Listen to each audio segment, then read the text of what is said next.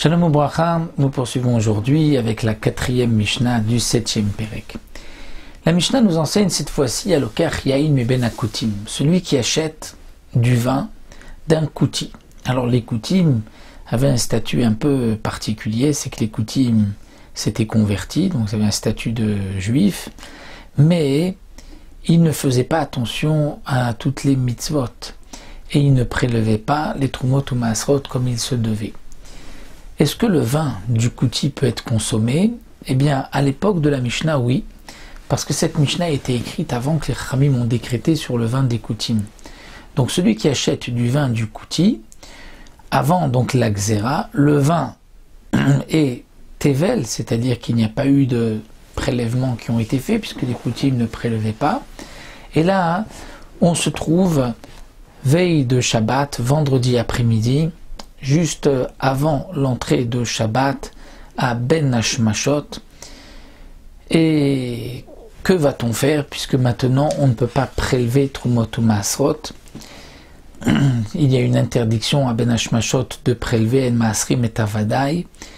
Donc que va-t-on faire? C'est pour cela que la Mishnah va nous dire voici celui qui veut donc comment manger et consommer ce vin, comment va-t-il s'y prendre? Alors, Omer, il va dire Shne lugim shani atid leafri sharen truma.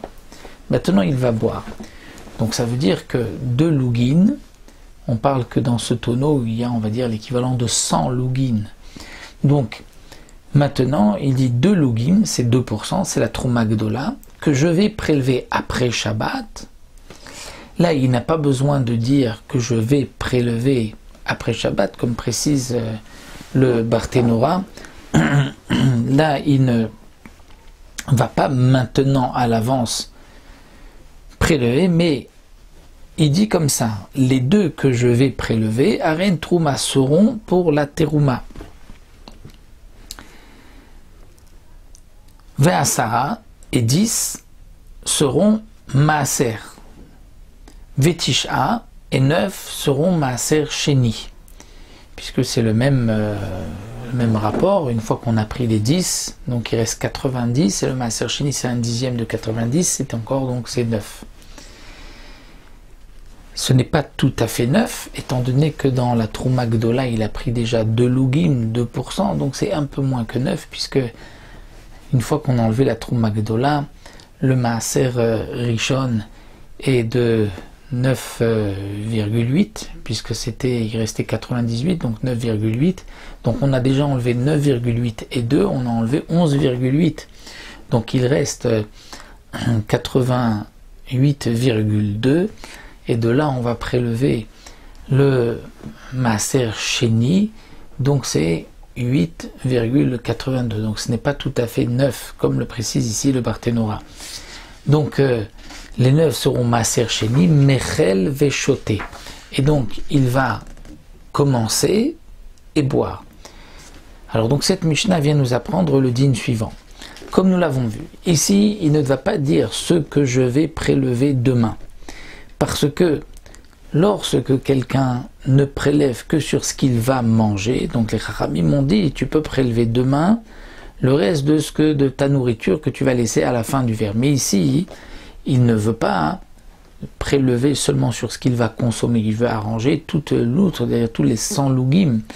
Donc les Chachamim ont dit qu'il ne dira pas dans ce cas-là ce que je vais prélever demain. Donc le prélèvement se fera à la fin, une fois que donc il va laisser, c'est le prélèvement qui se fera. On aura remarqué aussi que Asara Maaser, mais il ne prélève pas la Troumat Maaser, contrairement à ce que nous avons vu dans les Mishnayot précédentes. Alors là aussi, le Barthénora explique que comme c'était Dmaï, et que Dmaï, on prélève, et le Maaser Rishon, on le consomme soi-même, donc il fallait prélever la Troumat Maaser, puisque celle-ci ne pouvait pas être consommée. Là, comme il s'agit d'une récolte qui est Tevel, donc le Maaser Rishon devra être donné au Lévi. Et donc c'est au Lévi ensuite de prélever la Troumat Maaser.